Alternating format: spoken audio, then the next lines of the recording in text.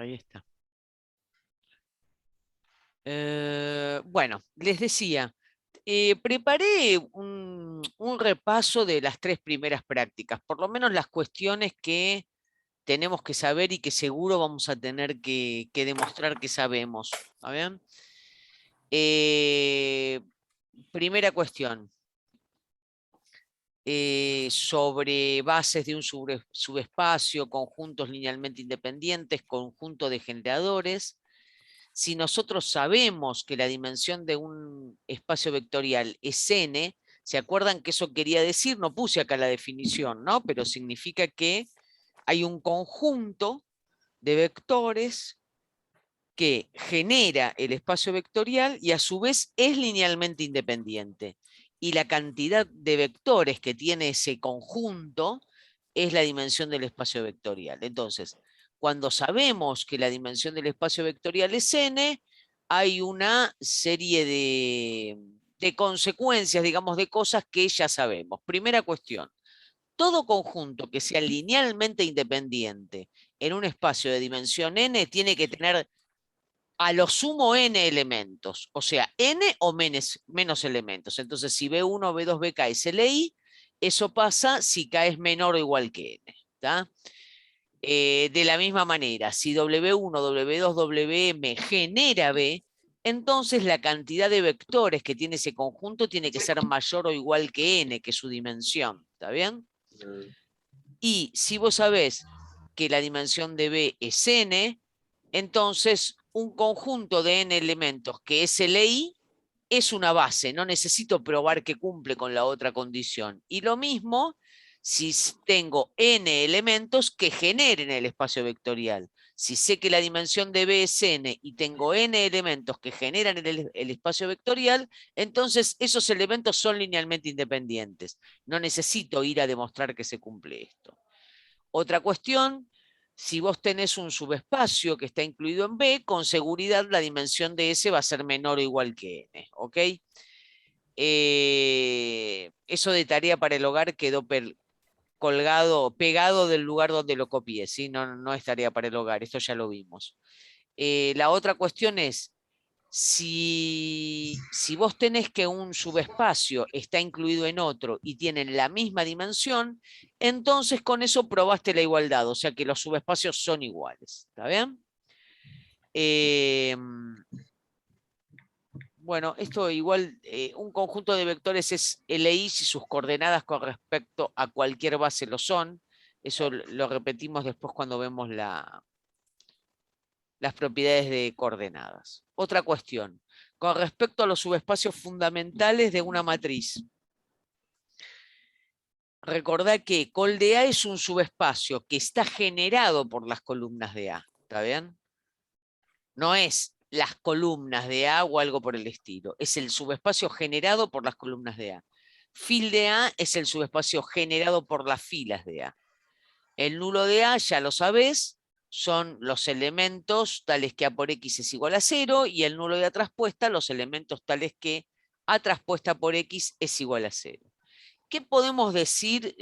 No lo puse acá. Bueno, probablemente aparezca después. Entonces, rango columna de una matriz es la cantidad de columnas linealmente independientes. Rango fila de una matriz son la cantidad de filas linealmente independientes. Siempre ocurre en cualquier matriz de M por N que el rango columna es igual al rango fila. ¿Ok? Después se acuerdan que habíamos visto la relación de las soluciones de un sistema lineal de ecuaciones con el tema de espacios vectoriales, ¿no es cierto? Entonces, si vos tenés un sistema por X igual B, sabés que tiene solución sí y solo si B pertenece a col de A, ¿está bien? Y la solución será única si A tiene rango columna máximo, o sea, si todas las columnas de A son linealmente independientes, y tendrá infinitas soluciones si el rango de A es menor que N, o sea, si no tiene N columnas linealmente independientes, ¿está bien? Cuando el sistema es compatible, todas las soluciones se pueden escribir como una solución particular más todas las del homogéneo, ¿ok?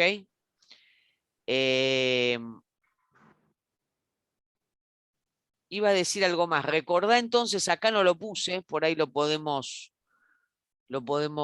agregar después. ¿Qué se cumplía? ¿Qué relación había entre la dimensión de col de A y el nulo de A? ¿Te acordás que siempre se iba a cumplir que el rango de A más la dimensión del nulo de A tiene que dar cuánto? La cantidad de columnas, ¿no? Exacto. Si A es una matriz de M por N, te tiene que dar N. ¿Está bien? Entonces, eso siempre se cumple. Acá no lo anoté, así que lo pongo ahí. ¿Ok? Segunda cuestión, sobre el tema de coordenadas con respecto a una base, ¿te acordás? Siempre tenés que señalar con respecto a qué base estás tomando coordenadas. Bueno, alfa 1, alfa 2, alfa n son las coordenadas de un vector. Sí, solo sí, ese vector se escribe como la respectiva combinación lineal de los vectores de la base, ¿no? O sea, alfa 1 por b1 más alfa 2 por b2, así hasta alfa n por bn. Esta era una función Mariela, biyectiva. Sí, me iban a preguntar algo, escucho. preguntaban en el chat si podías hacer un poquito de zoom. Sí, por favor, claro. Gracias. Ahí va. Sí, ahí anda mejor. Bueno, dale. Si no, a ver, un poco más puedo agrandar, ¿eh? Ahí vamos, dale. Decíamos entonces, esta es una función biyectiva que después, cuando vimos transformaciones lineales, vimos que es en realidad una transformación lineal, ¿no es cierto? O sea que respeta la suma, las coordenadas de b más w son la suma de las coordenadas de lambda por b resultan ser iguales a lambda por las coordenadas del vector b, ¿está bien? Y la otra cosa que es lo fundamental es que para chequear si un conjunto de vectores es linealmente independiente, vos podés tomar coordenadas con respecto a cualquier base que te convenga y chequear si esas coordenadas son LI. Y entonces es como que todo es más sencillo, ¿está bien? Porque directamente laburas en Rn o Cn, ¿está? Laburás con vectores columna y no con por ahí funciones o polinomios que puede resultar más incómodo. La otra cosa es que hay algo que se llamaba la matriz de cambio de base, ¿te acordás? Vos podías tener dos bases en un mismo espacio vectorial. La relación que había entre las coordenadas de un vector con respecto a una base y con respecto a otra base estaba dada por la matriz de cambio de base. ¿Está?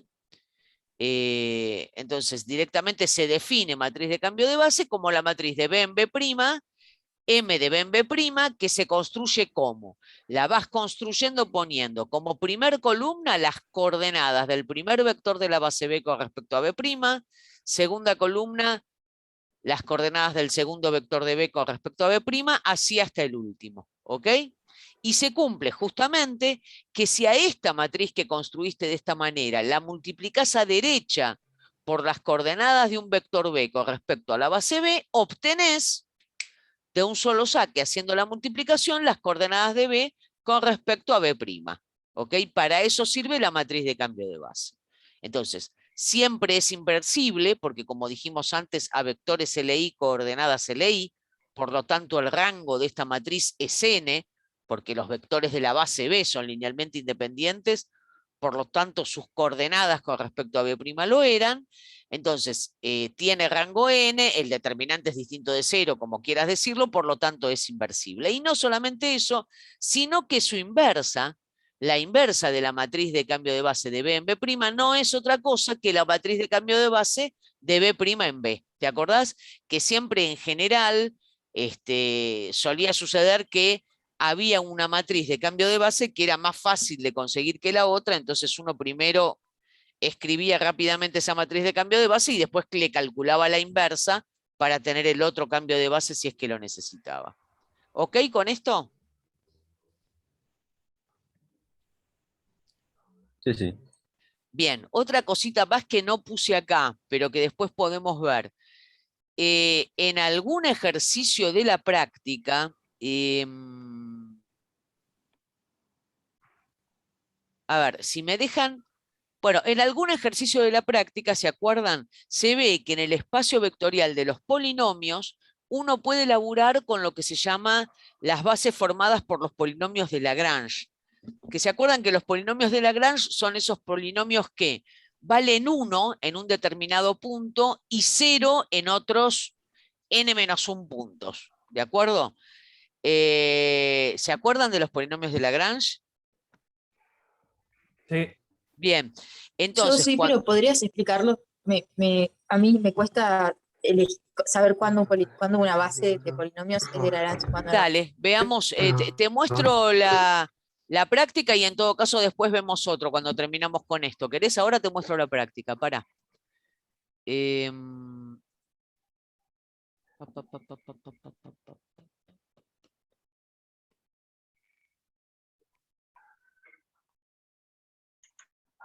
Espérame un segundo. Pensé que la había dejado abierta así acá.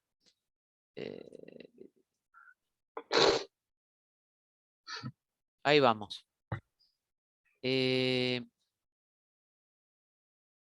que agrando un poco esto, ¿no? Porque está chiquito.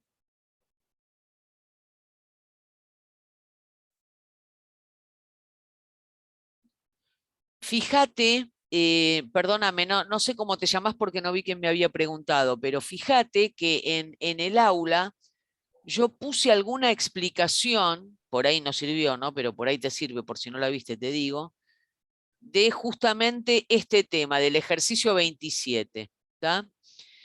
Fíjate, en el ejercicio 26 y en el ejercicio 27 hablamos de los polinomios de Lagrange. En el ejercicio 27 está dado como en general, por eso es el que dejé hecho en el aula. ¿Está bien?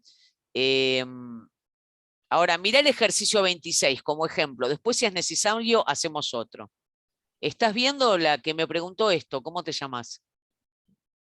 Juana, sí, estoy viendo. Dale, Juana. Bueno, mira, ¿ves el 26? En el 26 a mí me dan 3 polinomios, ¿no?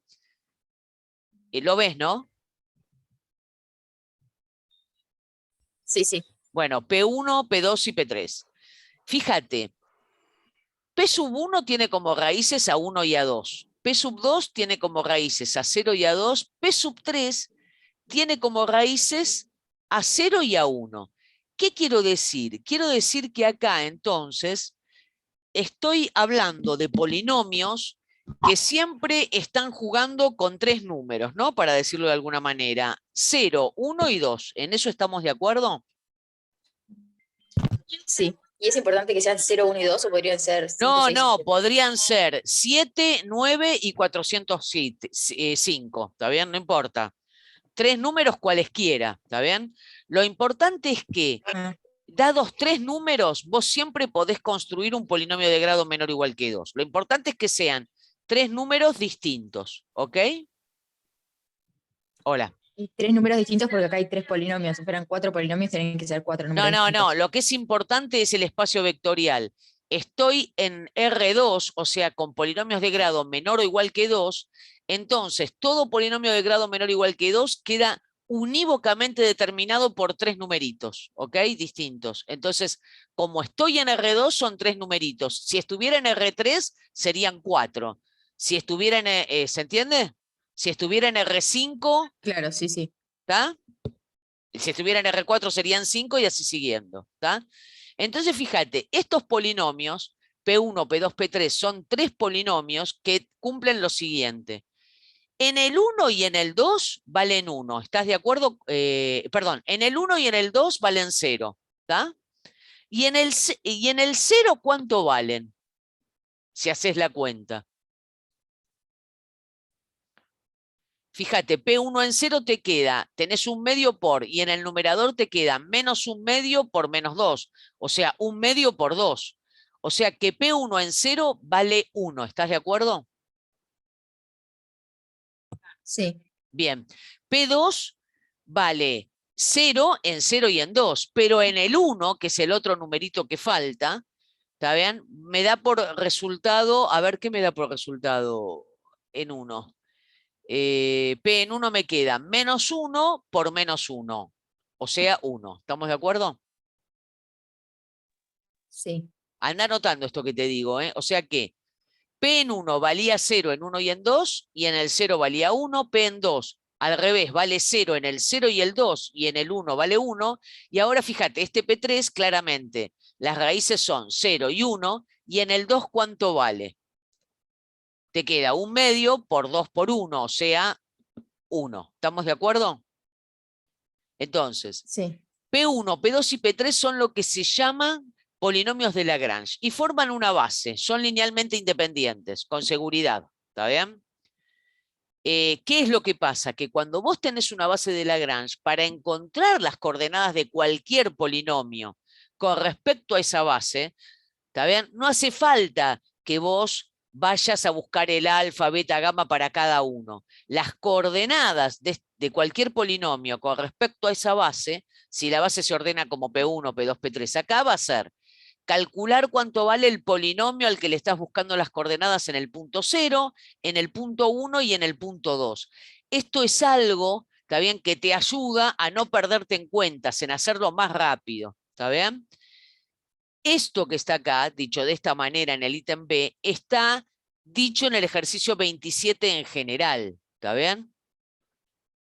O Y sea, sí o sí todo tiene que estar de polinomio lo puedo menor a escribir. mayor. ¿Cómo? En este caso está 0, 1, 2. No podría haberlo puesto 1, 0, 2, por ejemplo. Si O en otro pones orden. P en 1, P en 0, P en 2, es porque ordenaste distinta la base, ¿me entendés?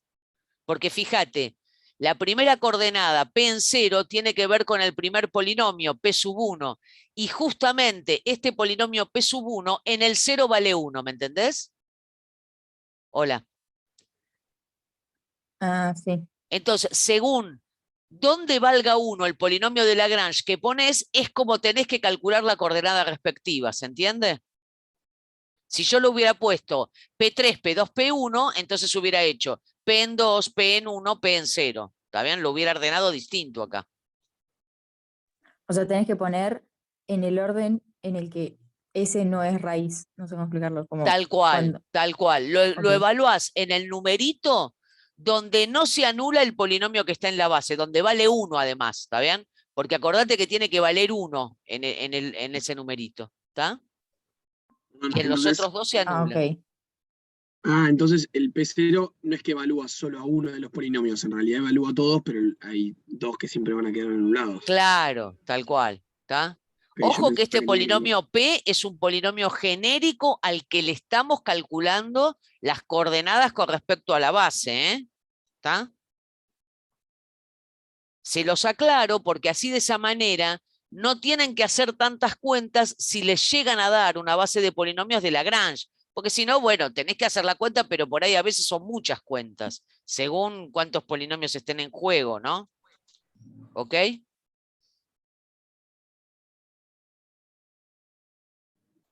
Sí, sí. Y estos polinomios de Lagrange te los dan. O hay No, alguna te los ocasión que capaz te te los dicen. dan y vos tenés que darte cuenta de cuáles son los puntos que están en juego. ¿Está? Como acá. Vos mirás fijo Ok. y decís el P1 donde se anula, en 1 y en 2, y con los otros, ¿qué pasa? ¿Está bien? ¿Se entiende? Sí. Bueno, pero les pido, fíjense, yo puse en algún lugar el ejercicio 27 en el aula, a ver si les sirve. ¿Está? Creo que había puesto un ejemplo también. Ya no me acuerdo de nada de lo que hice, en fin. Pero mírenlo y si no cualquier cosa preguntan. ¿Está?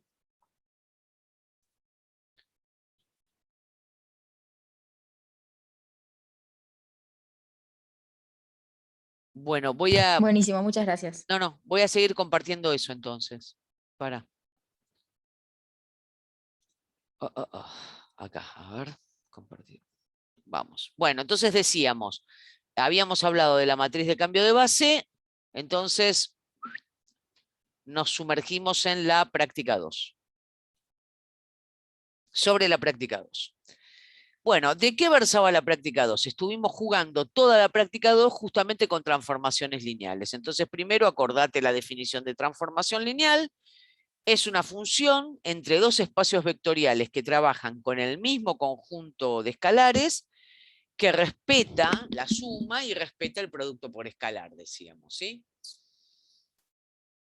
O sea, en definitiva, se llama transformación lineal Porque justamente si vos tenés una combinación lineal, lambda 1 por B1 más así hasta lambda K por BK, y le aplicás a esa combinación lineal la T, entonces lo que va a pasar es que se respete la combinación lineal. T de la combinación lineal lambda 1 por B1 así hasta más lambda K por BK, te da la combinación lineal de los transformados, a veces se suele decir. ¿Está bien?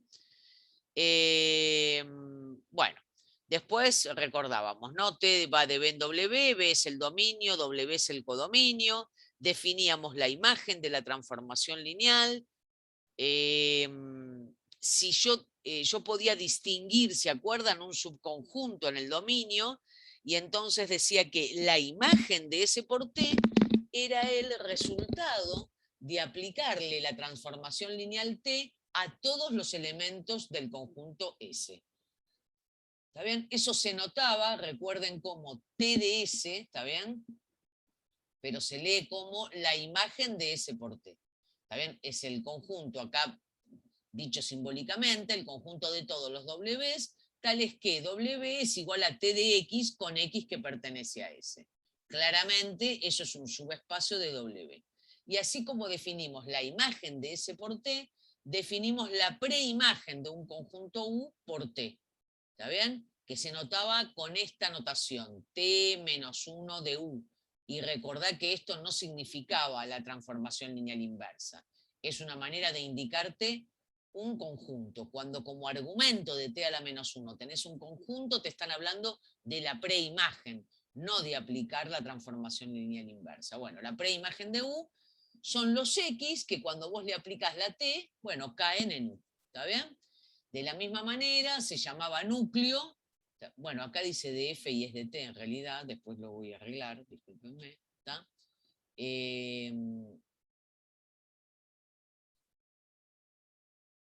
Bueno, el núcleo de una transformación lineal son todos los vectores que van a parar al cero.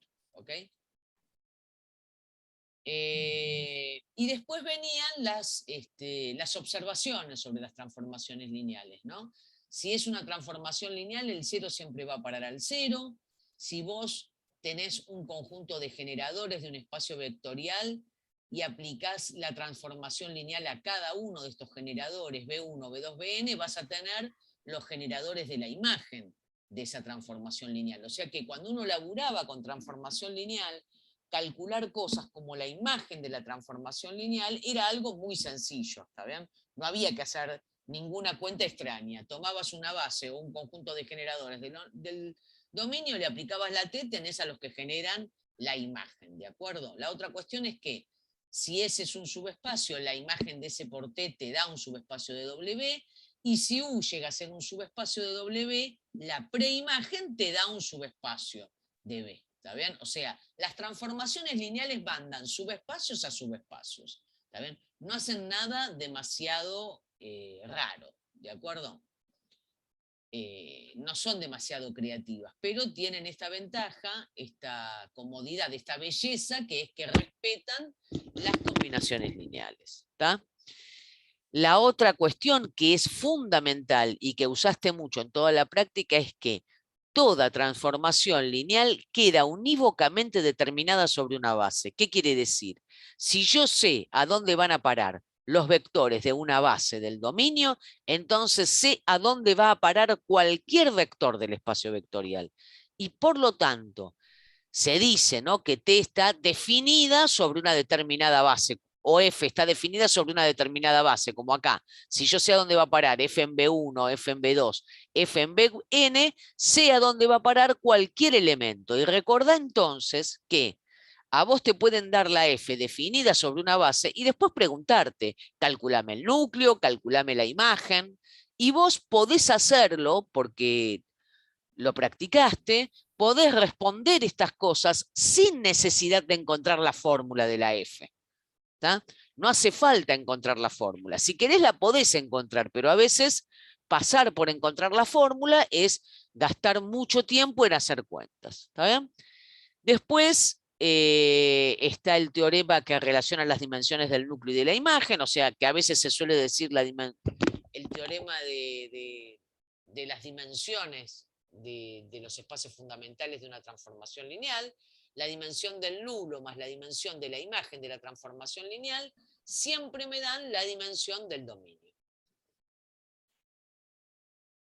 Bueno, y la otra cosa era, si una transformación lineal es inyectiva, se llama monomorfismo.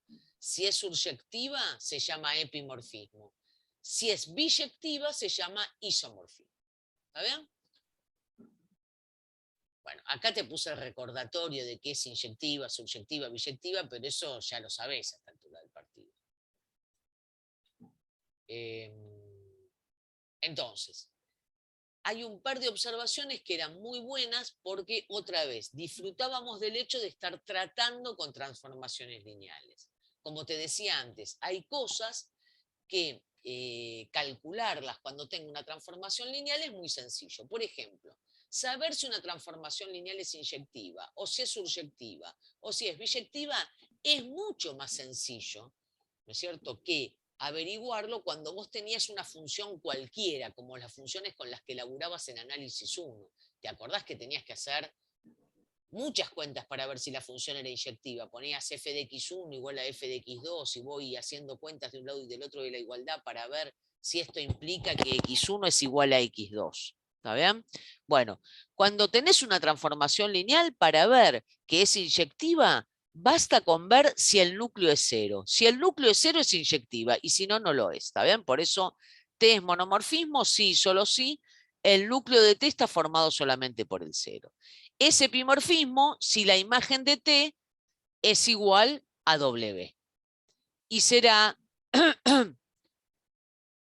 perdón, acá no sé qué puse. Bueno, eso, ¿no? Si la dimensión de la imagen es igual a la dimensión de W. O sea que simplemente vas, calculás la imagen y te fijas cuál es la dimensión. ¿Está? La otra cosa es, si yo tengo una transformación lineal y T va de B en W, supongamos que la dimensión de B es N y la dimensión de W es M, ¿te acordás que habíamos visto que para que se pueda definir si T es un monomorfismo, la dimensión de B del dominio tiene que ser menor o igual que la dimensión del codominio? O sea, para que se pueda definir un monomorfismo, la dimensión del dominio tiene que ser menor o igual que la del codominio, si no es imposible.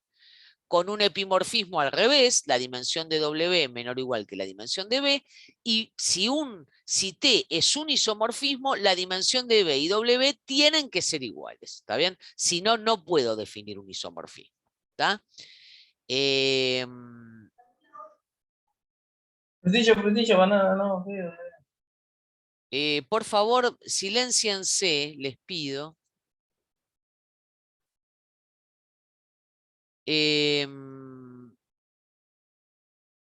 Bien.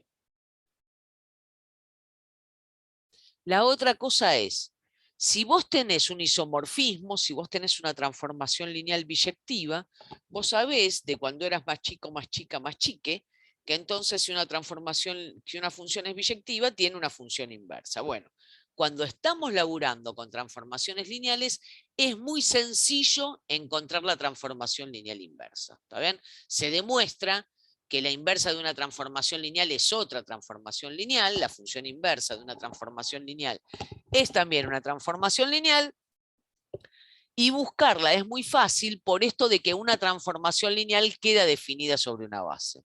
Entonces, si tengo que T es un isomorfismo, T de B1 igual a W1, T de B2 igual a W2, así hasta T de Bn igual a Wn, si T es isomorfismo, forzosamente entonces W1, W2, Wn son linealmente independientes. ¿No es cierto? Entonces, bueno, eso lo vimos en su momento, pero digo, pensalo rápidamente. Si es un isomorfismo, la dimensión de B y la de W son iguales. O sea que si B tiene dimensión N, W también. Entonces, si es un isomorfismo, la imagen de T es N. Pero entonces, como yo los generadores de la imagen los consigo calculando T de B1, T de B2, T de Bn, entonces quiere decir que el subespacio generado por W1, W2, Wn tiene que ser N. Y como la dimensión de W es N, entonces W1, W2, Wn son linealmente independientes. Luego generan, son linealmente independientes, forman una base de W. Entonces, si yo sé eso, sé cómo queda definida la transformación lineal inversa sobre una base de W que es la dada por W1, W2, Wn. ¿Por qué?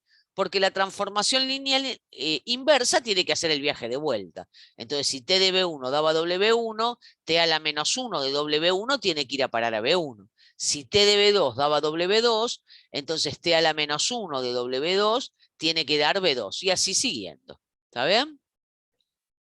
Bien. Y entonces, de esta manera te queda rápidamente calculada la inversa de una transformación lineal. La otra cosa es que cuando vos tenés ecuaciones que involucran una transformación lineal, vas a tener los mismos resultados que tenías cuando resolvías un sistema lineal de ecuaciones. ¿Está bien? Entonces, si vos tenés una ecuación del tipo como esta, T de B igual a W0, ¿qué va a pasar? Si el W0 no pertenece a la imagen, el sistema es incompatible, como te pusimos acá en este renglón. Si W0 pertenece a la imagen y la transformación lineal es inyectiva, la ecuación va a tener una única solución. Y si W0 pertenece a la imagen y T no es inyectiva, o sea, no es un monomorfismo, o sea, su núcleo es más grande que el 0 de B, entonces sé que voy a tener infinitas soluciones. ¿Está bien? Y todas las soluciones en ese caso son de la forma, una solución particular más todas las del núcleo. ¿Está bien? Lo mismo que pasaba, en definitiva, cuando tenías un sistema lineal de ecuaciones. ¿Ok? La otra cosa que vimos es la matriz de una transformación lineal. Si tenés que T va de B en W y tenés una base del dominio y una base del codominio, se define a la matriz de T con respecto a las bases B y B', ¿está bien? Como la matriz que se construye de esta manera, ¿no? Le aplicás la transformación lineal T a B1 al primer vector de la base B y le calculás sus coordenadas con respecto a la base B'. T en B2 y sus coordenadas con respecto a la base B'. Así hasta el último. T en B sub n y sus coordenadas con respecto a la base B'. ¿Está bien? A esta matriz se la llama la matriz de T de B en B'. ¿Está bien? Siempre recordá que el lugar de donde partís lo pones abajo y el lugar a donde llegás lo pones arriba con esta maldita notación que usamos acá. ¿Está bien? Y esta matriz es la matriz que cumple, que si vos multiplicás esa matriz por las coordenadas de un vector X con respecto a la base B, lo que encontrás inmediatamente son las coordenadas del transformado de T de X con respecto a B'. ¿Ok? Entonces, esta matriz T de B en B' me daba alegría, ¿por qué? Porque yo la calculaba una sola vez. No depende de ningún vector X, depende solamente de las bases B y B'. Yo la calculo una vez, obviamente, tomo coordenadas y ya está. Tengo una máquina que me permite laburar directamente con las coordenadas de los elementos, ¿está bien? Y que para cada X yo le calculo sus coordenadas con respecto a la base B y cuando hago esta cuenta, la máquina me devuelve, ¿está bien? T de X, pero con sus coordenadas en W'. O sea, siempre tenés que recordar que esta es una máquina que habla un determinado idioma, el idioma de las coordenadas. Todo tenés que decodificarlo. Para usar la máquina, tenés que alimentar esta máquina por derecha, ¿está bien? Con las coordenadas de un vector con respecto a la base B. Y cuando termina de funcionar la máquina, te devuelve las coordenadas, ¿está bien? Del transformado del vector con respecto a B'. O sea que después vos tendrás que decodificar esto para saber a dónde va a parar en el espacio vectorial en cuestión. ¿Está? Entonces, tiene la ventaja, ¿está bien?, de que me permite laburar en mi computadora, yo calculo una vez esto y sea quienes sean los espacios vectoriales que están involucrados, en definitiva termino laburando en Rn o Cn según quienes sean los escalares. ¿Está bien? Tiene la desventaja, entre comillas, de que siempre tengo que decodificar sus resultados. ¿Está bien? Y codificar cuando quiero usar la máquina. ¿Está bien? La tengo que alimentar con coordenadas y la máquina me devuelve coordenadas. ¿Está? Bueno, entonces acá te recordamos eso. Las columnas de la matriz de una transformación lineal siempre son las coordenadas de los generadores de la imagen de T. Claro, obvio, porque ¿cómo la construís? La construís calculando las coordenadas de T de B1, T de B2, T de Bn, que vos te acordás, eran los generadores de la imagen, ¿está bien? Así que las columnas son las coordenadas de los generadores de la imagen de T. Y por lo tanto, el rango de la matriz de la transformación lineal siempre es la dimensión de la imagen de T, ¿está? Bueno, y entonces acá te recuerdo cómo tenías que usar esa matriz de la transformación lineal. Si tenés que buscar el núcleo, buscarás los X, tales que cuando los multiplico sus coordenadas a derecha por la matriz de T de B en B', me dan por resultado 0. O sea que cuando vos calculás el nulo, ¿está bien?, de la matriz de la transformación lineal, como te puse acá abajo, estás calculando el subespacio de las coordenadas de los vectores de B que están en el núcleo. Así que si querés saber quiénes son los vectores que están en el núcleo, tendrás que ir y decodificar estas coordenadas, ¿de acuerdo? Y después, lo que te tiene que quedar grabado es lo siguiente. Si a mí me tiran por la, o sea, a vos te tiran por la cabeza, no la fórmula de la transformación lineal, sino la matriz de la transformación lineal, todo lo que vos resolvías con la fórmula de la transformación lineal, podés resolverlo con la matriz de la transformación lineal. Entonces, no te pongas a buscar la fórmula o cosas por el estilo, porque vas a perder muchísimo tiempo al divino botón. ¿Está bien? Entonces, si yo tengo un W que está en la imagen de T, eso pasa sí y solo sí, ¿no es cierto? Existe un X, tal que T de X me da por W. Eso es lo mismo que decir, ¿está bien?, que las coordenadas de T de X coincidan con las de W con respecto a la base B'. Y eso pasa sí y solo sí, existe algún X tal que, multiplicando sus coordenadas a derecha por la matriz de T de B en B', consigo las coordenadas de W con respecto a B'. O sea, para decirlo rápido, T de X es igual a W si, solo si, la matriz de T multiplicada por las coordenadas de X con respecto a la base B me da por resultado las coordenadas de W con respecto a la base B'. ¿Está? Entonces, de esa manera, si vos tenés que resolver una ecuación del tipo T de X igual a W, y a vos lo que te tiraron por la cabeza es la matriz de la transformación lineal, bueno, en definitiva tendrás que resolver esto, que siempre, fíjate qué linda casualidad, como estamos en álgebra lineal, se reduce a calcular las soluciones de un sistema lineal de ecuaciones. Lo que aprendiste a hacer en el CBC, acá lo vas a hacer una y otra vez, una y otra vez, una y otra vez. ¿Está? Y bueno, y después la otra cosa importante que es bueno que Profe, yo recuerden. tengo una duda. Sí, por favor, dale. Sí, ahí cuando dice T de B en B', ¿no? Y Sí. dice X y está la B arriba. ¿Eso quiere decir que sale de una base de B o sale una base de E? No, sale de una base de B. O sea, vos o sea calculás que las X es coordenadas de de B. X, perdón, calculás las coordenadas de X con respecto a B. Sí, decime porque te pisé, decime. No, sí, es lo que estaba diciendo. Ah, ok. Y lo ¿Está? mismo pasa Entonces, con B'. ¿cómo? Y lo mismo pasa con el W, digo, que va de B' a B'. Claro, el W no es que va de B' en B'. A vos te dan las coordenadas de W con respecto a B', ¿está bien? Y después, si querés Sí. saber quién es el W, ¿qué vas a hacer? Bueno, mirá, si mi base B' es, no sé si lo puse arriba, tendría que estar. Si mi base B' es acá, es W1, W2, WM, entonces tendré que traducir, ¿está bien? Y decir, bueno, si las coordenadas de W son 1, 7, 9, será 1 por W1, 7 por W2, 9 por W3, ¿se entiende? Sí. ¿Ah? Esto solo habla el lenguaje de las coordenadas. Pero no estoy pasando por la base canónica. B y B', dos bases cualesquiera. ¿Está bien? Ok, gracias. Después, la otra cosa importante es que si vos componés dos transformaciones lineales, bueno, entonces la matriz de la composición es la multiplicación de las matrices.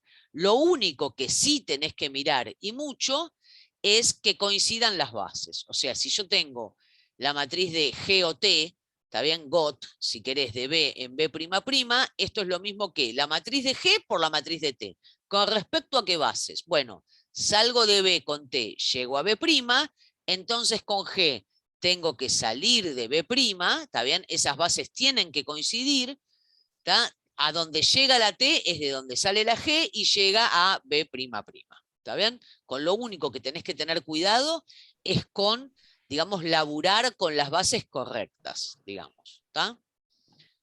Bueno, la otra es, si T es un isomorfismo, la matriz de T va a ser inversible, y es tan linda la vida cuando uno estudia matemáticas, porque es una ciencia constructiva, como todas las demás, que la matriz de la inversa de T de B' en B no es otra cosa que la inversa de la matriz de T de B en B'.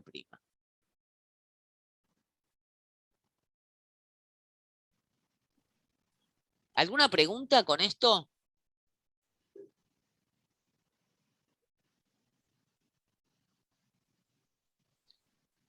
Yo les estoy diciendo estos puntos porque estos entonces son los puntos donde ustedes tienen que mirar estos puntos, ¿no? Que les van a servir para después resolver los ejercicios que tengan que resolver, ¿ok?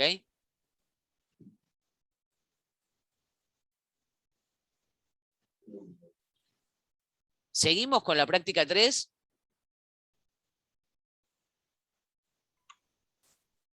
Sí. Bueno. ¿Este PDF después lo vas a subir al campus? ¿O? Sí, lo subo. Igual te digo, este PDF no tiene ninguna novedad, ¿eh? Es una copia de todo lo que estuvimos viendo, pero lo subo para que lo tengan, no hay problema.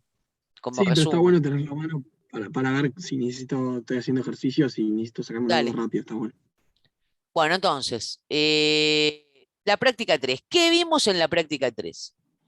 Vimos la definición de producto interno. ¿Por qué vimos la definición de producto interno?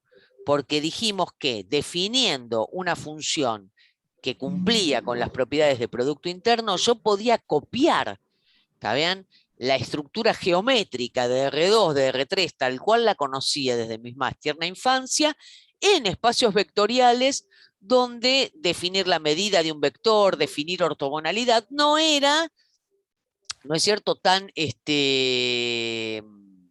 intuitivo como resultaba en estos espacios de vectores. ¿Está bien? Entonces, si yo tengo una función que va del producto cartesiano de B por B en K, donde K es el conjunto numérico donde labura el espacio vectorial, o sea, ¿qué quiere decir esto? Que en definitiva voy a definir una función que labura con dos coordenadas, con dos elementos del espacio vectorial. Para cada par de elementos del espacio vectorial B, me asigna un numerito. ¿Está bien? Y esa función, para hacer un producto interno, tiene que cumplir que respete las combinaciones lineales en la primera coordenada. O sea que si hago alfa por U más beta por B contra W, eso me dé alfa por U contra W más beta por B contra W. ¿Está bien? Segunda cuestión, que si cambio el orden, entonces el resultado cambia solamente en un signo de conjugación. Y recuerdan que esto quería decir que si K en particular era R, o sea, si estaba laburando con números reales, esto quería decir que el producto interno era conmutativo, ¿está bien? Y si estoy laburando en C, bueno, el resultado solo cambia en un signo de conjugación. La otra cuestión, ¿está bien?, era que el producto interno de U contra U siempre daba estrictamente mayor que 0 cuando U no era para todo U que no fuera el elemento nulo del espacio vectorial. Y solo daba 0 si U era el elemento nulo. ¿Está bien? Bueno, estas eran las tres propiedades que tenía que cumplir un producto interno y de ahí salían determinadas consecuencias. ¿Está bien? Esto ya lo vimos, no me detengo. Siempre U contra U era un número real, ¿está bien? Y por eso yo valía la pena, tenía sentido decir que el producto interno de U contra U era siempre mayor o igual que 0, porque siempre da un número real, aunque el espacio vectorial labure con números complejos, ¿está bien? Y esto era consecuencia de la segunda propiedad, porque si B contra U es lo mismo que U contra B conjugado, entonces cuando B sea igual a U, me queda que U contra U es igual a U contra U conjugado. Y si un número complejo cumple que Z es igual a Z conjugado, ¿se acuerdan que eso quería decir que era real? Bueno, listo. No solo es real cuando es un producto interno, sino que es mayor o igual que 0. La otra cosa que es importante que te acuerdes por si tenés que hacer alguna cuentita, es que si la combinación lineal la tenés en la segunda coordenada en lugar de la primera, se respeta la combinación lineal, pero los escalares salen conjugados, ¿ok? Entonces me queda alfa conjugado por u contra b más beta conjugado por u contra w cuando tengo una combinación lineal en la segunda coordenada. Por favor, el que está hablando, lo único que le pido es que se silencie, ¿está?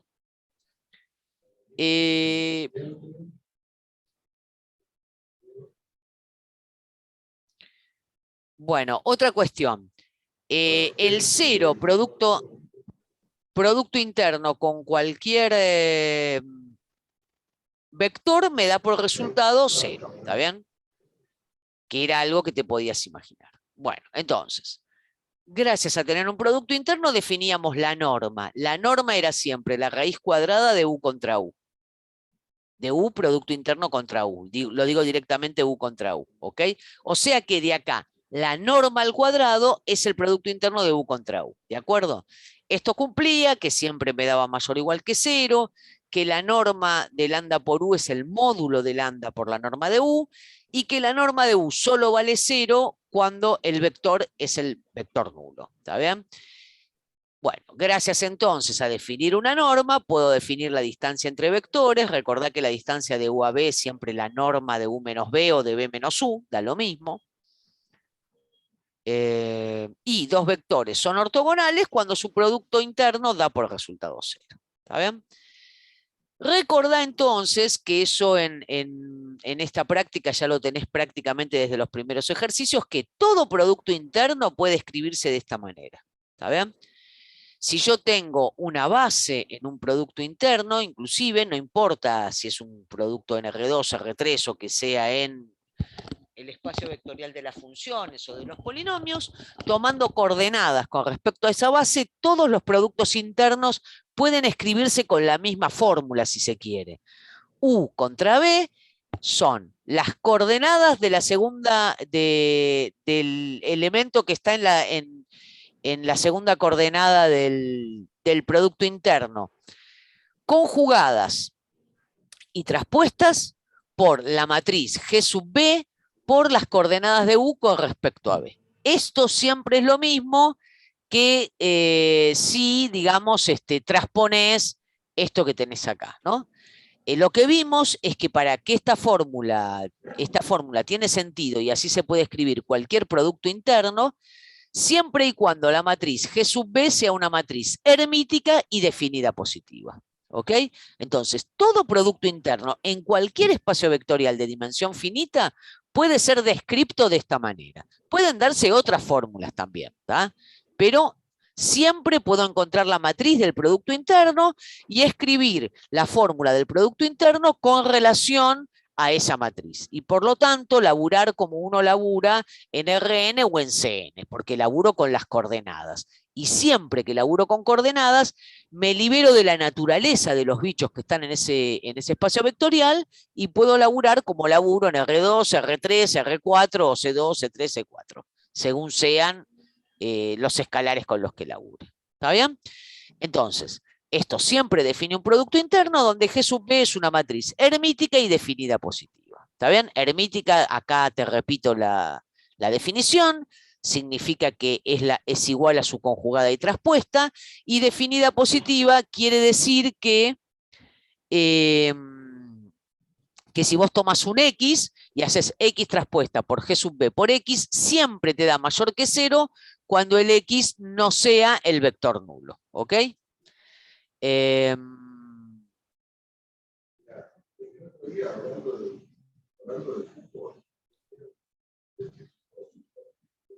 Bueno, acá te puse las desigualdades, ¿no es cierto? La desigualdad de Cauchy-Schwarz, que el módulo del producto interno de U contra B es la norma de U por la norma de B, la desigualdad triangular, que la norma de la suma es menor o igual que la suma de las normas, y el teorema de Pitágoras. Si dos vectores son ortogonales, entonces La norma de u más b al cuadrado es la norma de u al cuadrado más la norma de b al cuadrado.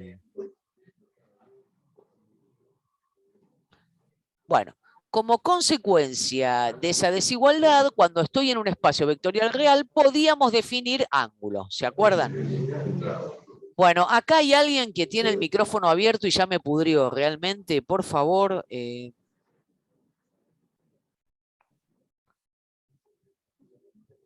Les pido que se silencien, así puedo vivir en paz.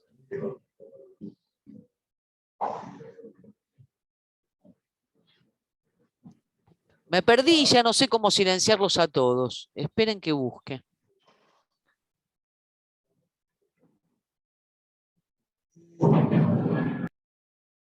Bueno, ahí está. Sigo viaje entonces.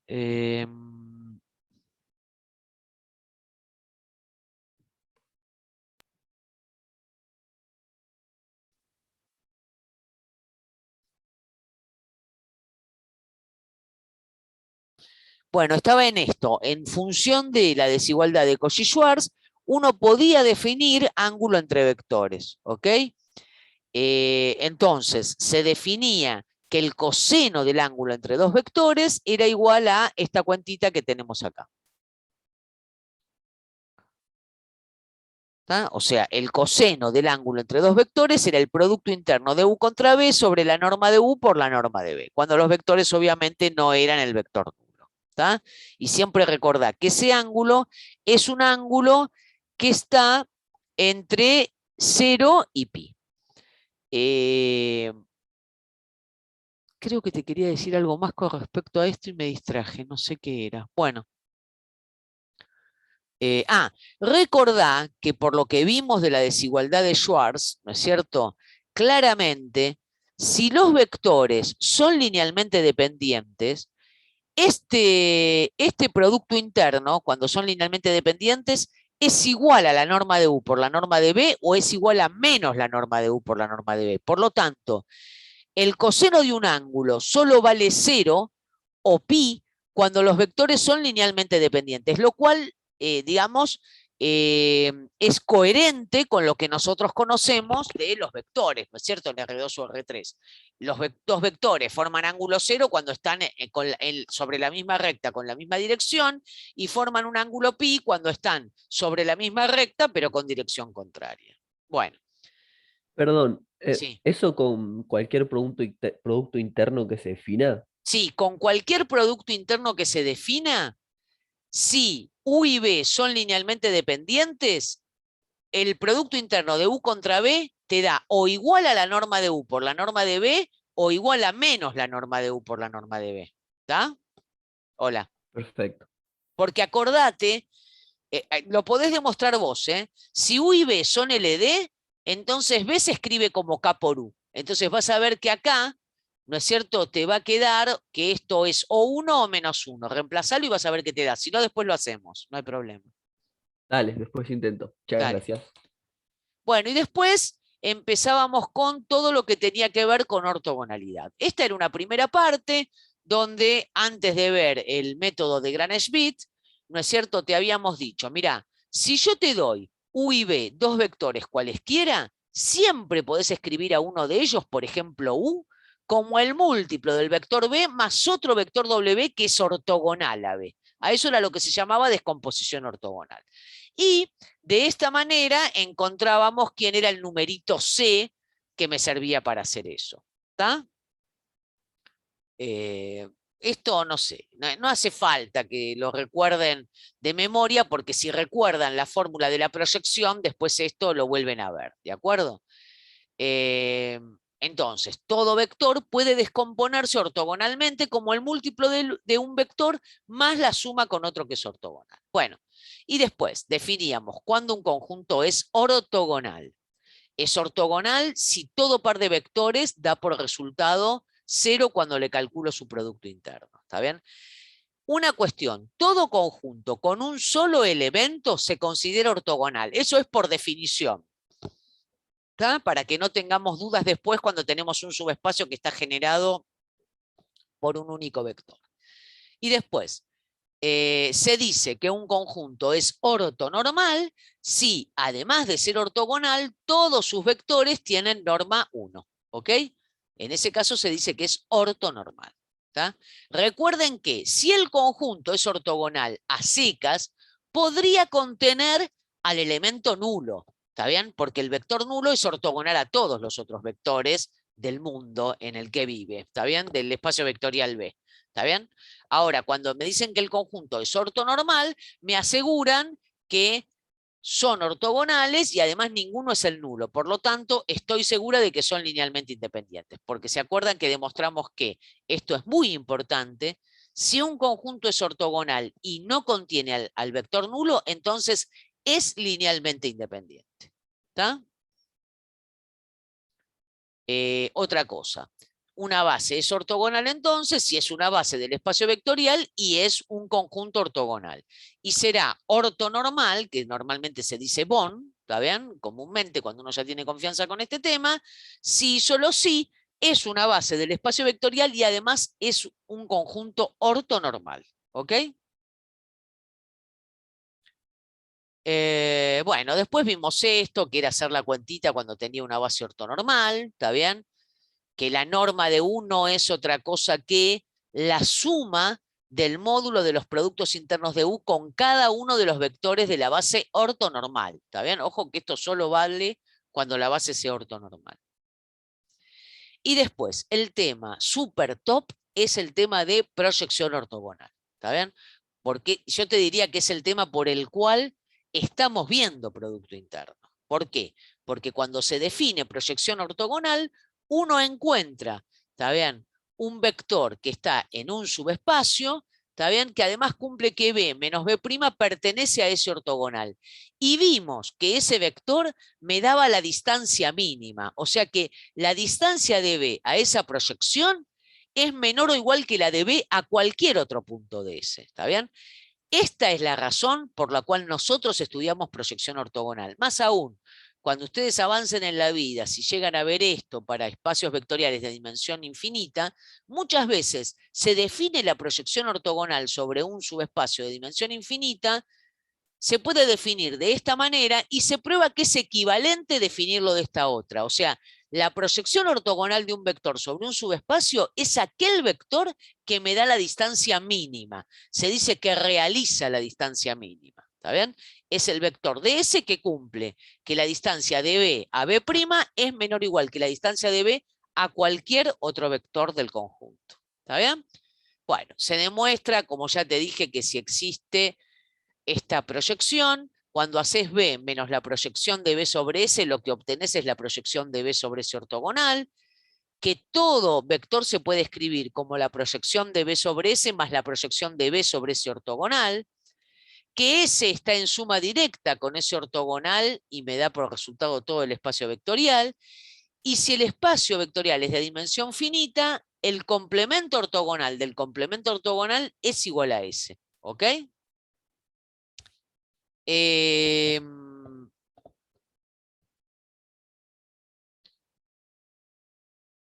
Bueno, la otra cosa es, del hecho de poder descomponer a todo vector como un elemento que está en S más un elemento que está en S ortogonal, ahí uno encuentra una manera de encontrar la proyección de B sobre S, que es decir, si logro escribir a B como B sub S más B sub S ortogonal, este B sub S, ¿está bien?, es la proyección de B sobre S, y el B sub S ortogonal es la proyección de B sobre S ortogonal.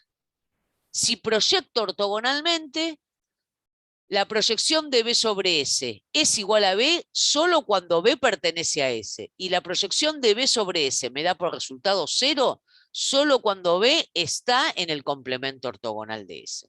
La otra cosa es que, por suerte, la proyección ortogonal es una transformación lineal. ¿Está bien? Si vos calculás la proyección de lambda B más W, eso te da lambda por la proyección de B sobre S más la proyección de W sobre S. ¿Está bien? O sea, la proyección ortogonal es una transformación lineal. Y además, la imagen de la proyección es el subespacio sobre el que estoy proyectando y el núcleo de la proyección es el complemento ortogonal a ese subespacio, porque son los vectores que van a parar al cero. Y por otro lado, si le aplicás la proyección ortogonal a la proyección ortogonal de un vector, es lo mismo que aplicarla una sola vez, ¿te acordás? Eso es algo que también habías visto en proyecciones oblicuas, se suele decir, las que vimos en la práctica 2, ¿está bien? Que hoy no hablamos de eso. Bueno, y después vimos que si vos tenías una base ortogonal de un subespacio, tenías una fórmula para calcular la proyección ortogonal de cualquier vector sobre ese subespacio. ¿Está bien? Y era esto, hacer B contra B1 sobre la norma de B1 al cuadrado por B1, más B contra B2 sobre la norma de B2 al cuadrado por B2, así hasta el último. ¿Está bien?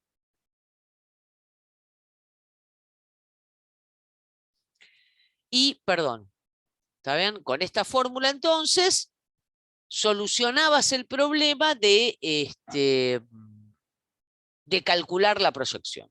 Lo que te quedaba como cosa pendiente es, bueno, pero yo necesito una base ortogonal, porque para poder aplicar esta fórmula, tengo que verificar que la base que tengo es ortogonal. Bueno, muy bien, después vimos el método de Gram-Schmidt y con eso descubriste que siempre podés encontrar una base ortogonal para un espacio vectorial de dimensión finita. ¿Ok? Bien, y como aplicación del tema de proyección ortogonal, vimos el tema de mínimos cuadrados. ¿Está bien? Lo que vimos es, si tengo el sistema A por X igual B, esto es compatible cuando B pertenece a col de A, y lo sé resolver. Si B no pertenece a col de A, ahí es donde definimos, ¿no es cierto?, la resolución por mínimos cuadrados. Buscamos un X sombrero, tal que la distancia de A por X sombrero a B sea la menor posible. Y eso es lo mismo que buscar un X sombrero que cuando hago A por X sombrero me dé como resultado la proyección de B sobre col de A. ¿Está bien? Vimos que resolver esto, cuando estoy en CN o en RN, en general siempre lo vemos en RN, ¿no? Yo acá lo anoté en general. Es lo mismo que resolver las ecuaciones normales. Hacer A conjugada y traspuesta por A por X sombrero tiene que darme por resultado A conjugada y traspuesta por B. ¿Está bien? Cuando estamos trabajando en RN, los signos de conjugación los tiras a la basura. ¿Está bien? Entonces, dada una matriz de M por N y un vector cualquiera, se dice que X sombrero es la solución por mínimos cuadrados de A por X igual B, si A por X sombrero realiza la mínima distancia, o sea, si A por X sombrero es la proyección de B sobre col de A. ¿Está bien? Y se llama error cuadrático medio a la diferencia, o sea, hacer la norma de B menos A por X sombrero elevada al cuadrado. ¿Está bien? Entonces, vimos las ecuaciones normales, vimos a qué se llama el error cuadrático medio. ¿Está bien? Algunas observaciones, el problema de mínimos cuadrados siempre tiene solución, porque siempre existe la proyección de B sobre col de A cuando tengo el subespacio col de A en Rn, ¿no es cierto? Porque estoy hablando de espacios vectoriales de dimensión finita.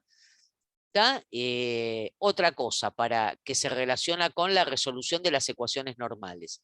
El nulo de A conjugada y traspuesta por A es igual al nulo de A, el rango de A conjugada y traspuesta por A es igual al rango de A, y entonces, como esto se cumple, como el nulo de A es igual al nulo de A conjugada y traspuesta por A, todas las soluciones del problema de mínimos cuadrados pueden escribirse como una solución particular, como una solución particular más todos los elementos que están en el nulo. ¿Está bien? Sería el nulo de A conjugada y traspuesta por A, pero como es igual al nulo de A, entonces yo ya sé esto. Quiere decir que si vos tenés una solución particular y por alguna razón ya calculaste el nulo de A, ya sabés quiénes son todas las soluciones del problema de mínimos cuadrados. ¿Está bien? Otra cuestión es que muchas veces en la práctica se habla de hallar la solución de mínimos cuadrados de norma mínima. Y se acuerdan que ya lo vimos en algún momento, como todo X puede escribirse como X sub F más X sub N, o sea, un elemento que está en el subespacio fila más un elemento que está en el subespacio columna, perdón, que está en el nulo. ¿Por qué? Porque el subespacio fila es el complemento ortogonal del nulo de A. ¿Está bien? Entonces, yo puedo descubrir que todo X, que es solución del problema de mínimos cuadrados, puede escribirse como su componente sobre el subespacio fila más cualquier elemento del subespacio nulo. Por lo tanto, siempre va a suceder que la norma de X sombrero al cuadrado sea igual a la norma de X sub F al cuadrado más la norma de X sub N al cuadrado. ¿Qué es lo que pasa? Que el X sub N es algo que varía, ¿no es cierto? Cuando el nulo de A es mayor que 0, ¿está bien? Por lo tanto, de esta suma, lo único que queda fijo es la norma del X sub F. El X sub N, fíjate, podría ser 0, puede ser mayor que 0 o puede ser 0. Si es igual a 0, me queda que la norma de X sombrero al cuadrado es XF. Si es mayor que 0, me queda más grande. Quiere decir que la solución por mínimos cuadrados de mínima norma es aquel elemento que es solución del problema de mínimos cuadrados que pertenece al subespacio fila de A. ¿Está? O sea que es aquel elemento que es ortogonal al nulo de A. ¿Está bien? Si a vos te piden encontrar el vector que sea solución del problema de mínimos cuadrados y que además tenga mínima norma, ¿qué haces? Te buscas todas las soluciones de ese problema y decís, de todas estas voy a buscar el que sea ortogonal al nulo de A. Te quedás con ese y encontraste el de mínima norma. ¿Está bien? El problema de mínimos cuadrados tiene solución única cuando el rango de la matriz es máximo, cuando A tiene rango columna máximo. Si no, el problema de mínimos cuadrados tiene infinitas soluciones, como dijimos antes, ¿no? Cuando el rango columna sea máximo, podés calcular esa A numeral, la A telefónica, digamos, ¿está bien? Que es la que se llama la pseudo inversa de A, ¿está bien? Y que se consigue haciendo A numeral es A conjugada y traspuesta por A a la menos 1 por A conjugada y traspuesta a la derecha, ¿está bien? Y eso es lo que se llama la pseudo inversa de A. ¿Que para qué sirve? Fíjate, si vos multiplicás esta A numeral a derecha por la matriz A, lo que obtenés es la identidad. Pero si multiplicás por esta A numeral a la izquierda por la matriz A, lo que obtenías era la matriz de proyección sobre col de A. ¿Está? Hola, hola. Acá faltan cosas. Por ejemplo, no está en este resumen cómo se halla la matriz de proyección cuando estoy en Rn con el producto interno canónico, está bien, proyectando sobre un determinado subespacio. ¿Se acuerdan cómo se hacía eso?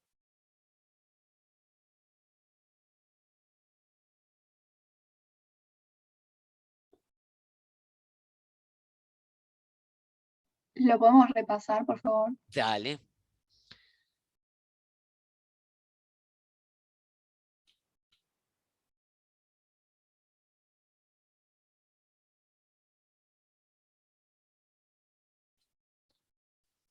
A ver, lo que estoy diciendo es lo siguiente, ¿no?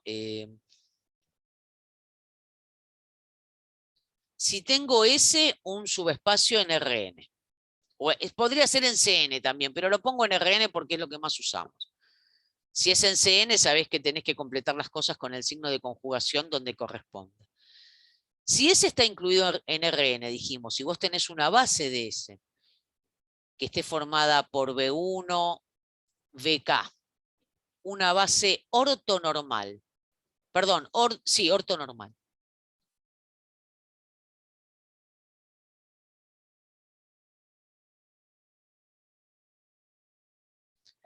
Entonces, la matriz de proyección sobre S,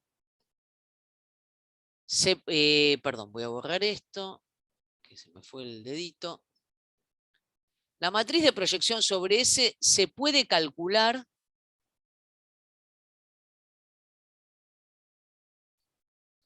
directamente.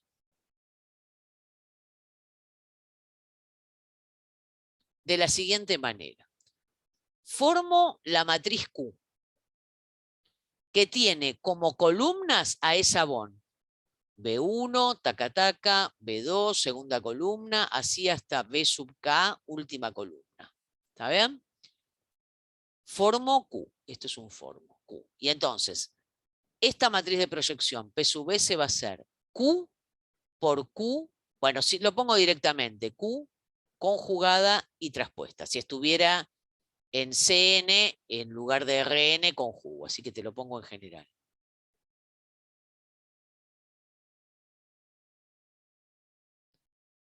¿Tá? Recordá que esto lo podés hacer cuando estás hablando P sub S, es la matriz de proyección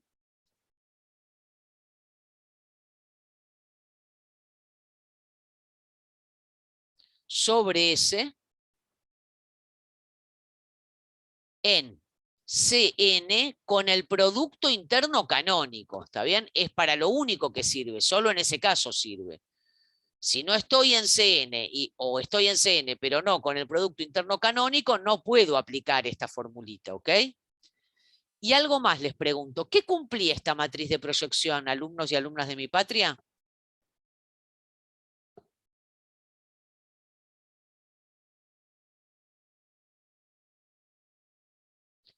Esta P sub S cumple que 1 es simétrica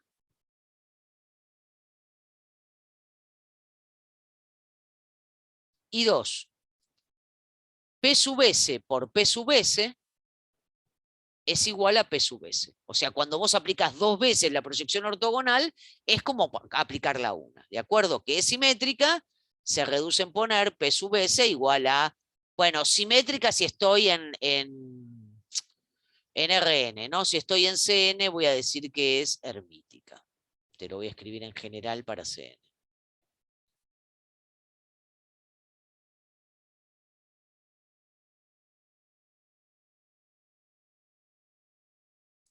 ¿Estamos? ¿Se acuerdan de cuando vimos esto? Que vimos cómo se calculaba la matriz de proyección ortogonal sobre un subespacio. ¿Está? Recuerden que para poder hacer esto necesitan tener una base ortonormal del subespacio. ¿Está bien? No basta con que sea ortogonal la base. Las columnas de Q tienen que formar una base ortonormal de S. ¿Está?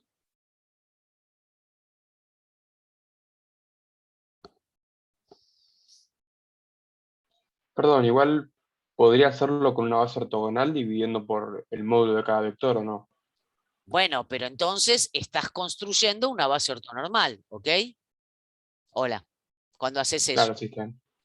¿Tá? O sea, para aplicar esta fórmula, para construir la Q, las columnas tienen que ser una base ortonormal. ¿Está bien? Después, bueno, obviamente la construís. Si no tenés la base ortonormal, la construís, ¿ok?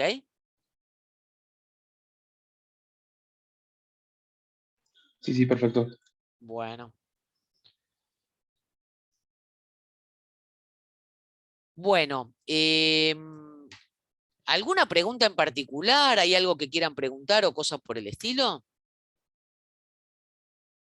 Yo te quería preguntar si no puedes hacer un ejercicio de la guía que no me salió, de la guía Dale. 2. ¿Cuál era? El 2.31, si no me equivoco. ¿De la guía 2?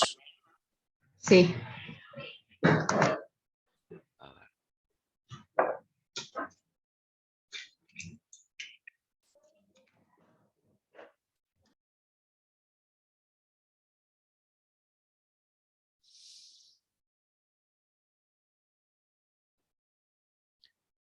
¿Qué? ¿Graficar para cada W1, 7/4, 2 esta función? ¿La solución de una ecuación? ¿Ese? Hola. No, a ver, ahora estoy viendo la guía, así te digo. Dale, Es dale. uno de buscar que te dan de los de ecuaciones diferenciales. Sí. 29, 30, 30. Si es el teórico, tiralo a la basura, ¿está bien? Quédate solamente con los resultados. Eso no lo demuestres. Bueno, no, pero decime vos qué era lo que estabas buscando. El 2.31, que dice, ¿querés que lo comparta? Pero no dice para cada W que pertenece a 1, 7/4, 2, hallar y graficar la solución sí. del problema. Sí. ¿Y qué querés Más que nada en la hacer? parte de hallar la solución. Va, o bueno, graficarla puede ser, pero... Ah, hallar la solución. ¿Eso es lo que te está trayendo problemas? Ah, bárbaro, sí, hagámoslo. ¿Eso es lo que te trae problemas? Y tiene que cumplir Sí. I en 0 igual a 1/2 y prima en 0 igual a 0, ¿no? Hola. Sí. Bueno, dale, dictámelo, esperame un segundo. Uy, si salgo de la pantalla, entonces, la ecuación diferencial es I'' Más 4i igual a coseno de WT. bien. Bien. Con I en 0 igual 1. No, y en 0 igual 1/2. Ok. Y en otra cosa, Y prima en 0, 0. bueno, listo. Primera cuestión. Armo el polinomio, ¿no? Sí. Polinomio característico de la ecuación o como se llame, ¿no? Como le digan. Entonces me queda lambda al cuadrado más 4 igual a 0. Entonces el lambda tendrá que ser más menos 2i. ¿Estamos de acuerdo? Sí. Entonces busco las soluciones del homogéneo, entonces serán coseno de 2t, seno de 2t. Esa es la base, ¿no?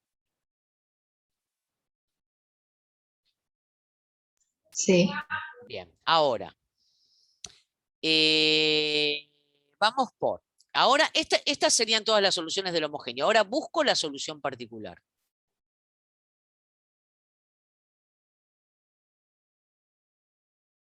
Bien. ¿Qué pasa? Que me dan este W, que no sé quién es, ¿no? Porque te debe decir que W es un número real cualquiera. ¿Está? ¿No? Te dan, dice, W existe en 1,7/4,2. Ah, dicen que el W a veces es 1, a veces es 7/4 y a veces es 2. Sí. Mira vos, qué gente. Ah, bueno, está bien. No, para cada W graficarlo, dice. ¿Está bien? Que lo grafiques para esos Ws. ¿Está bien? Ah, ¿Estás de acuerdo? ok. Sí. Bueno, está bien. Pero podríamos entonces resolverlo para esos casos, digamos. Pero fíjate, vos lo podés resolver para todo W. Yo digo, mira, porque digo, si yo busco la solución particular, ¿qué problema puedo tener? Si el W no es 2,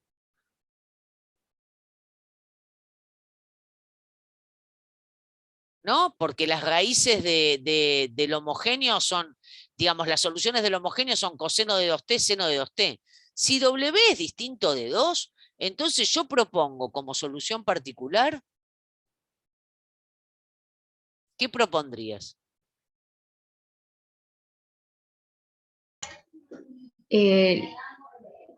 La que es X coseno de No, WT. sin la X. Yo pondría I sub P, porque no me jode. Porque coseno de WT, si el W es distinto de 2, no va a ser solución del homogéneo. Puedo poner que sea A por coseno de WT más B por seno de WT. Y me fijo, perdón, esto es una T, y me fijo a quién tengo que escribir como aquí, qué números A y B me sirven para hacer esto. ¿Estás de acuerdo? ¿Quién sería la derivada?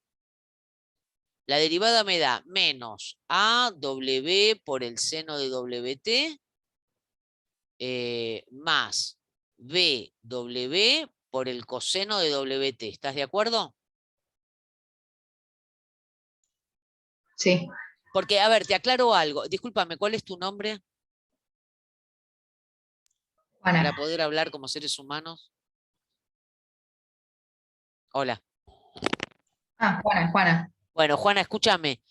¿Por qué estoy proponiendo esto? Porque si el W fuera tal que coseno de WT es solución de mi homogéneo, entonces ahí sí yo propondría lo que decís vos. Propongo A por T por coseno de WT más B por T por seno de WT, ¿me entendés? Cuando la solución particular, digamos, va a cargar con una expresión que está en el homogéneo, ahí sí lo multiplicamos por la variable, si no, no. ¿Está? Veamos qué pasa con esto. Ahora, cuando calculo la derivada segunda, voy a levantar un poquito esto a ver si así, para que se vea mejor. Cuando calculo la derivada segunda, me quedaría, tengo que volver a derivar. Entonces, la derivada del seno es coseno, así que me queda menos a w cuadrado por el coseno de w t. W es una constante, ¿está bien? Así que no me preocupa. Y acá cuando vuelvo a derivar me queda el seno de wt. Entonces me queda menos, porque la derivada del coseno es menos el seno. Menos bw cuadrado por el seno de wt. Ahora, para que esto sea solución, se tiene que cumplir que I sub p prima prima más 4 I sub p me dé por resultado, era coseno de wt, ¿no? Y esto pasa, sí, solo sí. Reemplacemos, el I sub p prima prima es esto que acabo de escribir.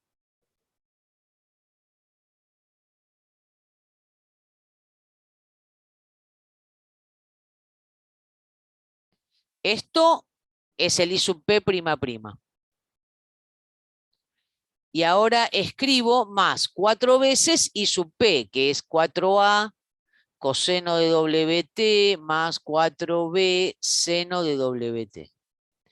Y esto, perdón, voy a seguir escribiendo abajo porque se me acabó la hoja, tiene que ser igual a coseno de wt.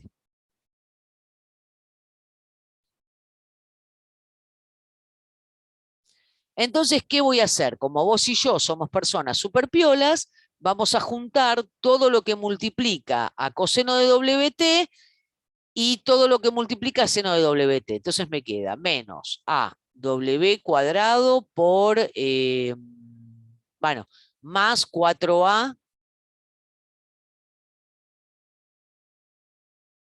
¿no? Que multiplica a coseno de wt, si no me equivoqué, contrólenme las cuentas, más el seno de wt queda multiplicado por ¿quién? Por menos bw cuadrado más 4b. Y esto multiplica al seno de wt. Y quiero que todo esto me dé coseno de wt. ¿Ok? Bueno, como coseno de wt y seno de wt son funciones linealmente independientes, ¿se acuerdan, no? De eso. Para que esta igualdad se cumpla, se tiene que cumplir que menos a por w al cuadrado más 4a me dé por resultado 1, y por otro lado se tiene que cumplir, bueno, podría haber sacado el b de factor común, discúlpenme, no lo hago después. Y menos b por w cuadrado más 4b tiene que ser igual a 0. ¿Estamos de acuerdo, Juana? Claro, y ahí va a pasar que A y B, o sea, que digo que W, o sea, A y B se te cancelan y W te tiene que quedar igual a más menos 2, entonces ¿Por qué? no Pará. ¿Qué se cancela? Pará. A ver, ¿estás de acuerdo con que me dio esta ecuación? Que menos AW más 4A tiene que ser 1 y menos BW cuadrado más 4B tiene que ser 0. Sí. Bueno, cuando empecé toda la cuenta, ¿qué dije? Dije que esto lo hacía para W distinto de 2. Así que claramente estoy salvada. El menos W cuadrado más 4 no puede ser 0, ¿ok? Ah, Así que A es igual a 1 sobre, esto es un 1, aunque no se note, menos W cuadrado más 4. Y acá voy a poner, pues, W distinto de 2, ¿ok? Y el B, bueno, el B sí es 0, ¿está bien? ¿Estamos de acuerdo? sí. Bueno, listo, entonces encontré la solución particular, la I sub P, que era tomar A igual a esto. Entonces me queda que todas las soluciones son, I sub G, la voy a llamar, de T son las del homogéneo, K1 por coseno de 2T más K2 por el seno de 2T, más dijimos que era A por coseno de T, o sea, menos, bueno, no, perdón, 1, perdón, estoy escribiendo chanchada acá. Voy a poner acá 1 sobre menos W al cuadrado más 4, que era A por coseno de WT. ¿Ok? Esta es la solución particular que encontré. Sí. Bueno, tengo la solución general entonces. Listo, ¿cuál es el problema ahora? Si el W es 1, bueno, reemplazo acá el W por... Ah, pará, veamos las condiciones iniciales si querés. ¿Qué teníamos? Que I sub G en 0, ¿cuánto me tenía que dar? Perdón, lo escribí arriba y soy una vaga. Bien. I sub G en 0, 1/2, ¿ok? Bueno, voy y Sí. lo reemplazo. I sub G en 0 da K1 por coseno de 0, K1, porque el coseno de 0 es 1. K2 por el seno de 0 es 0, así que ni lo pongo. Más, bueno, el coseno de W...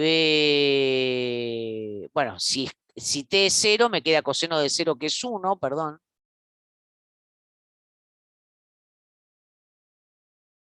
Tengo una pregunta. Sí. Cuando pasamos dividiendo el menos W cuadrado más 4, Sí. ahí era W distinto 2, pero W puede ser menos 2, y ahí, Ah, ¿qué bueno, pasa? entonces pongamos, tenés razón, pongamos W distinto de 2 y W distinto de menos 2. ¿Está bien? El caso W igual a 2 y W igual a menos 2 lo resuelvo otro día. O lo resuelvo más tarde, quiero decir. ¿Sí? Ok. Tenés razón, pero ¿no decía que el W era positivo? Ah, no, A porque ver, decía que W solo era 1, no sé qué, no sé cuánto. Perdóname, yo me puse como en automático, porque en general, cuando te ponen coseno de WT, te aclaran que el W es positivo, porque como el coseno es una función par, ¿me entendés? Si pongo coseno de menos WT, es lo mismo que coseno de WT, ¿se entiende? Hola. claro. Se van a Sí, repetir sí. los valores, así que consideremos que el W es mayor que 0 y a la lona. ¿Está? Listo. ¿Se entiende por qué, no? ¿Que tiene sentido? Sí, sí. Bien, listo entonces. Entonces, ahora, sigamos viaje. Estábamos especializando en 0. Me quedaba K1 por 1 más K2 por 0. Y acá me quedaba 1 sobre menos W al cuadrado más 4 por el coseno de 0, que es 1. Y esto tiene que darme por resultado 1/2. Bueno, y de acá despejás el K1 en función del W, ¿no? Lamentablemente. O sea, te va a quedar que el K1 será igual a 1/2 menos 1 sobre 4 menos W cuadrado. Bueno, qué sé yo, un número, no me importa. O sea que el I sub G de T, yo ya sé que tiene un K1, que es esto, 1/2 menos 1 sobre 4 menos W cuadrado, es el numerito, por el coseno de 2T, más K2, que no sé quién es todavía, por el seno de 2T, más 1 sobre 4 menos W al cuadrado por el coseno de WT. Ahora, ¿qué tenemos que hacer? Tenemos que derivar mi solución general y ver qué sacamos, porque la otra cosa era que I' en 0 tenía que dar 0, ¿no? Entonces, ¿estamos? ¿Me seguís, Juana? O todos, perdón, Sí. Bien, derivemos entonces. La derivada de esto es 2K1 seno de 2T menos 2K1 seno de 2T. Perdón, cuando derivo el coseno me da menos el seno. Más 2K2 coseno de 2T. Más esta constante, 1 sobre menos W al cuadrado. Más 4 por la derivada del coseno, que me da otra vez menos seno de WT por W. No me importa nada, esto es I' sub G de T, pero yo tengo que especializarla en 0, ¿está bien? Cuando la especializo en 0, perdón, sigo en la hoja de abajo, I' sub G en 0 no me da otra cosa que El seno en 0 se anula. El coseno me da 1, así que me queda 2K2. Y acá en 0 el seno se anula. 2K2 tiene que ser igual a ¿cuánto? A 0, ¿no? Entonces, esto pasa sí, solo sí, K2 es igual a 0. Entonces me queda que mi solución, la solución única que pasa por esos dos puntos es I sub G de T igual a.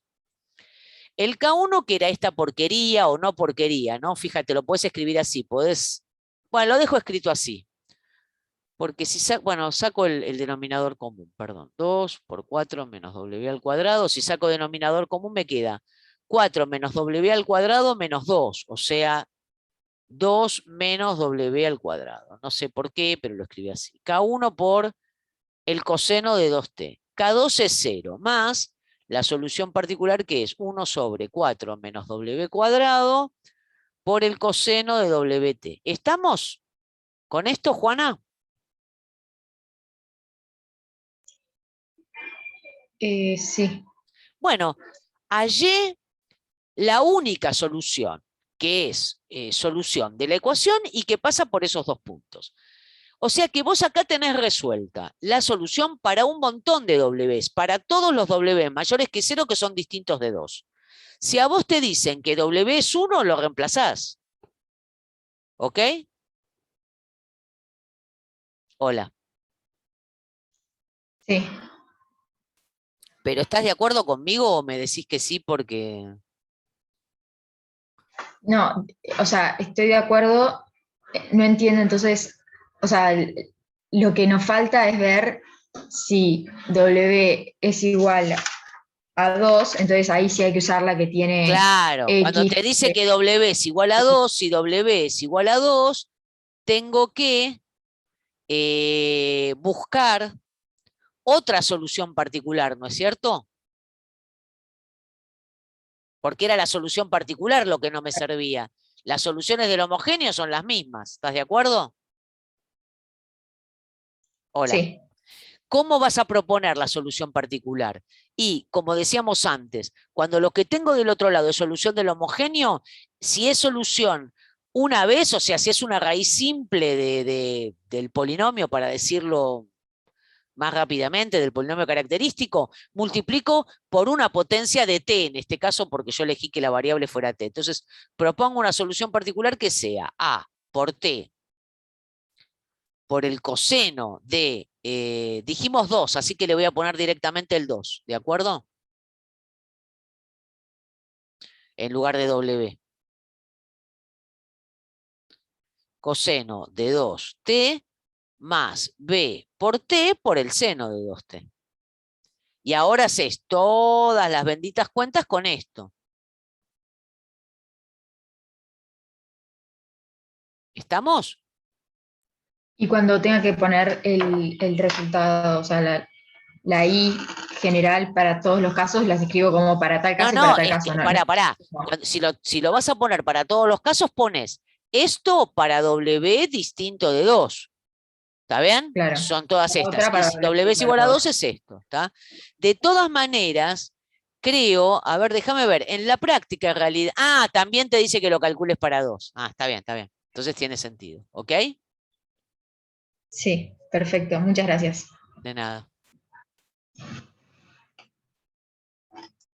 Bueno, gente, si les parece, la clase que viene, si ustedes quieren, podemos hacer, yo supongo que ustedes deben tener más ejemplos que los que tengo yo, que soy viejita, podemos hacer ejercicios parecidos a los que se han tomado en otros parciales. ¿Están de acuerdo?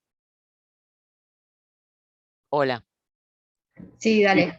¿Ustedes Sí. tienen banco de parciales viejos? Sí. Perfecto. Entonces, miércoles 9 horas nos encontramos y nos sopapeamos con esos ejercicios, si quieren. Perfecto. Bueno, entonces, vamos a dejar de grabar.